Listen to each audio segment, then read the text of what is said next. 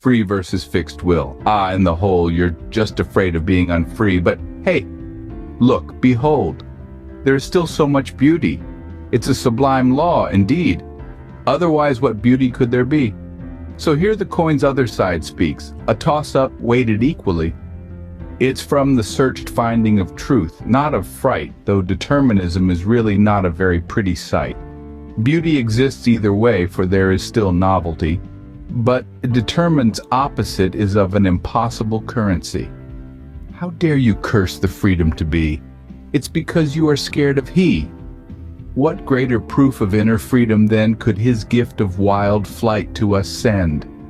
Really, it not of a scare that he is there, but because random cannot even be there. For then on nothing would things depend, all bare, if it could even be, but it has no clothes to wear. I swear I am more, that I do act freely. Don't pass off my passions so calculatingly. I'll let the rams butt their heads together. One absolute position subsides for its brother. Yes, it seems that we can choose even otherwise. But what's within, as the top floor of being wise, knows not the hidden non-apparent floor below. And so it's a second story, having only one window.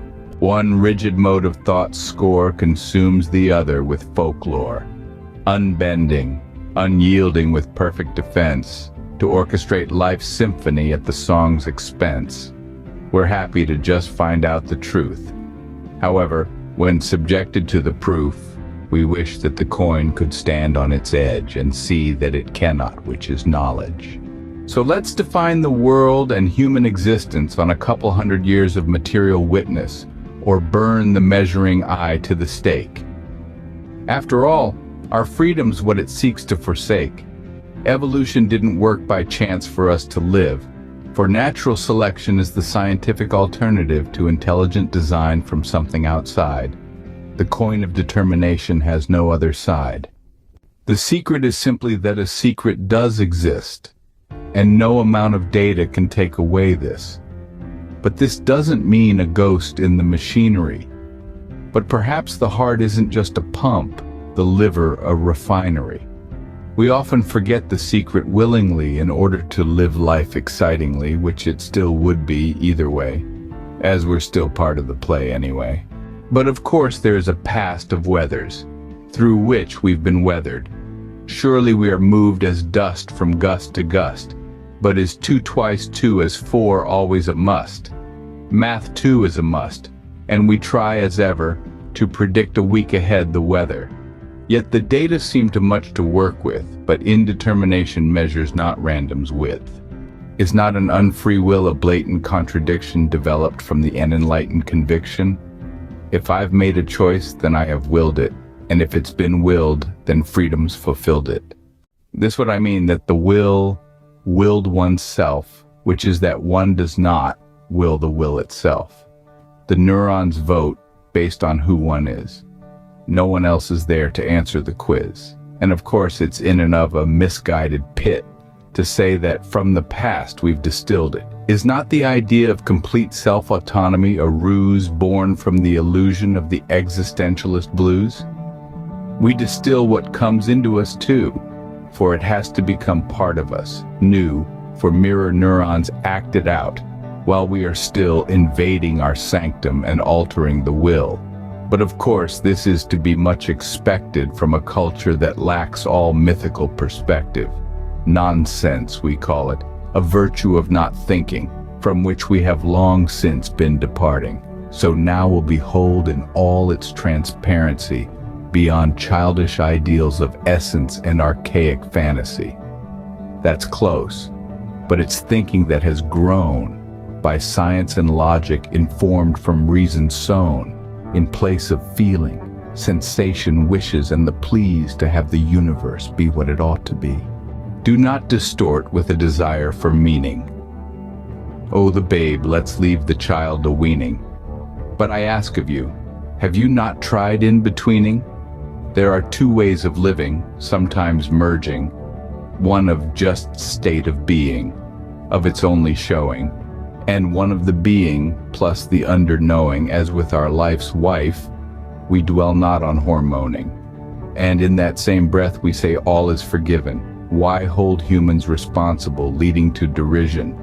Of course, an eye for an eye was an unjust decision. Well, we have a system that draws a line between a crime of passion and a thought-out, sought-for infliction. The universe made me do it, says the accused, and the judge replies, well, this does excuse, but I still have to sentence you to the pen until the universe can't make you do it again. Why must it be a question of absolute freedom, as complete randomness over an unbending system that structures everything that ever was, is, and will be right down to the elementary structures of incomprehensibility? What is set forth in the beginning is ever of itself continuing, restrained by time, yes, but unfolding. For there is nothing else inputting. I may understand why this has to be. I have felt the rapture of black and white toxicity. But why subjugate all possibility for novelty? It will still be novel, even such as a new parking lot. For the dopamine neurotransmitters will stir the pot. New is still new on the grand tour through life. Then do some predicting to then avoid some strife. Can such a thought hope to cast a wrench into these gears? A tool so heavy that dissuades all of our fears? Will all order and inertia be torn asunder?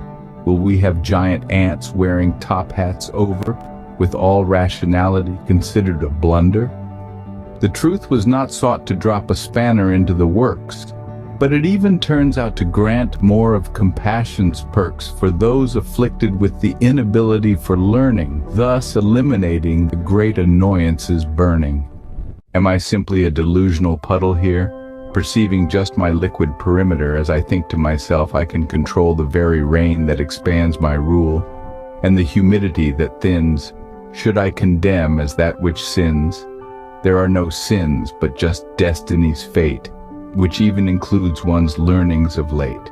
We and all are but whirlpools of the same oscillations, some lasting longer, yes, but of the same instantiations. Outputs without inputs cannot ever be, or the actions would pop randomly. Yet to some people that's the enemy, a useless state that's not here, thankfully. Does free will truly exist, or are our lives merely a series of predetermined events? An age-old debate, one that has been at the heart of philosophical discourse for centuries. Today, we delve into this debate through an enlightening dialogue between Omar, a free-thinking questioner, and a wise, poetic cleric. The cleric, a firm believer in free will, argues that determinism is a beautiful law. He states that the existence of beauty is a testament to our freedom. He challenges Omar, accusing him of being afraid of the concept of determinism. Omar, however, views things differently. He argues that beauty exists regardless of determinism. He posits that the opposite of determinism is impossible, and the idea of randomness holds no water. The cleric defends his stance, asserting that the ability to act freely is a gift.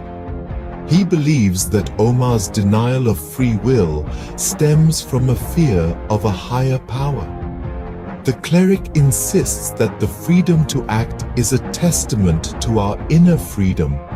Omar counters this, stating that his argument isn't rooted in fear, but rather in the search for truth. He suggests that if everything were random, nothing would depend on anything else, creating a chaotic and baseless existence. The cleric passionately defends his belief in free will, accusing Omar of reducing his passions to mere calculations. He believes that one absolute position should not consume the other. Omar, in response, explains that our perceived ability to choose is merely an illusion, a second story, with only one window. He suggests that our understanding is limited by our inability to see the hidden, non-apparent flaw below.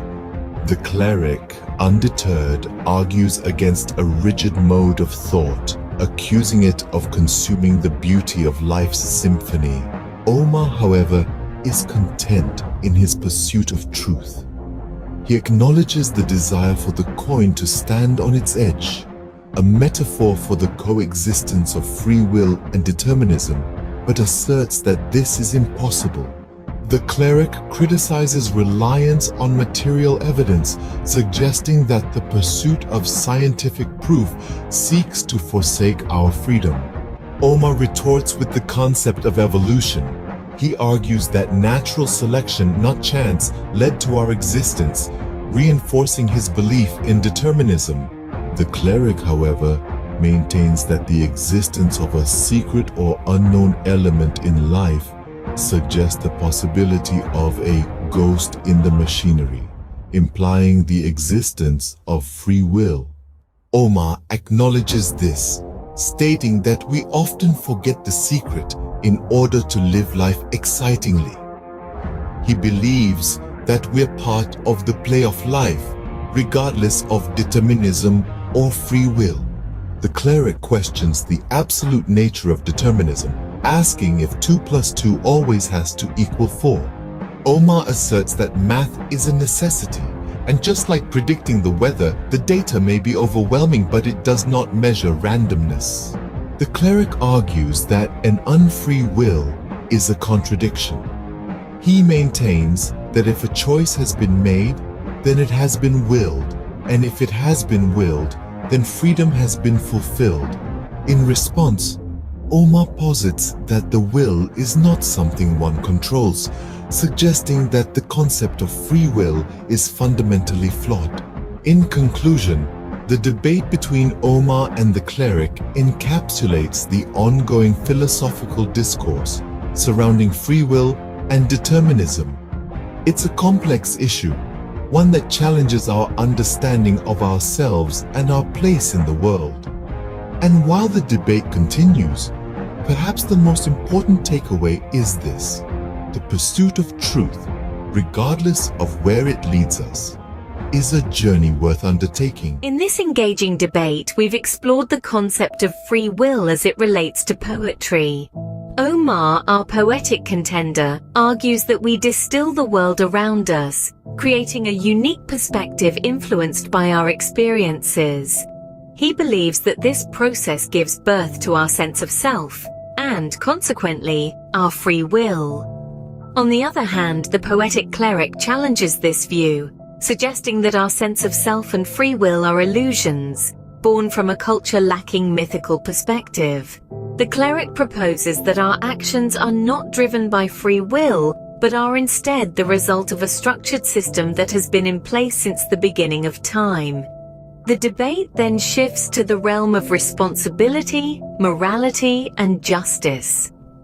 Omar discusses how our judicial system delineates between crimes of passion and premeditated acts, suggesting that the latter is a manifestation of free will. The cleric, however, counters this by questioning the idea of absolute freedom and the randomness it implies. Omar then introduces the concept of novelty, arguing that new experiences stir our senses and contribute to our sense of free will.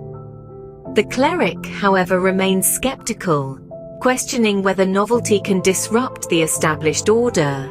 In the end, the debate leaves us with a profound question. Are we merely perceiving our reality through a lens shaped by our experiences and cultural influences? Or are we truly free agents capable of shaping our own destiny? This is the enigma that lies at the heart of the free will debate, a concept that continues to inspire poets and philosophers alike.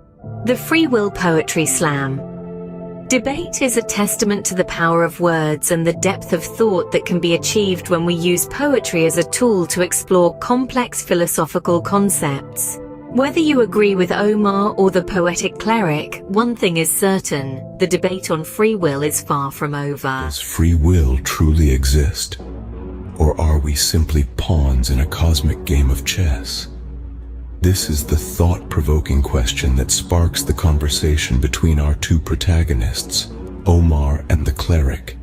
In a debate that dances around the delicate intricacies of fate and freedom, in a poetic exchange, the cleric surrenders his secrets to Omar, eager to hear his perspective on the matter.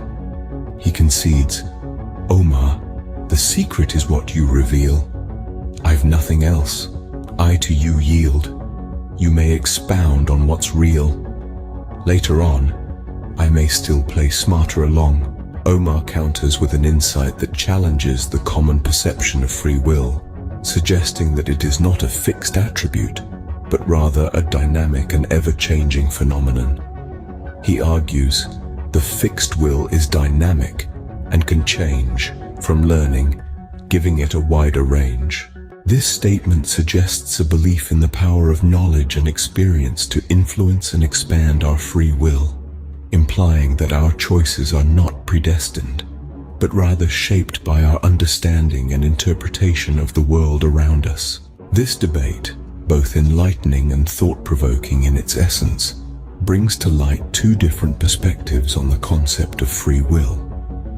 On one hand, the cleric's perspective seems to lean towards a more deterministic view of the world, while Omar, on the other hand, champions the idea that free will is not a constant, but a variable that can be influenced and expanded through learning and experience.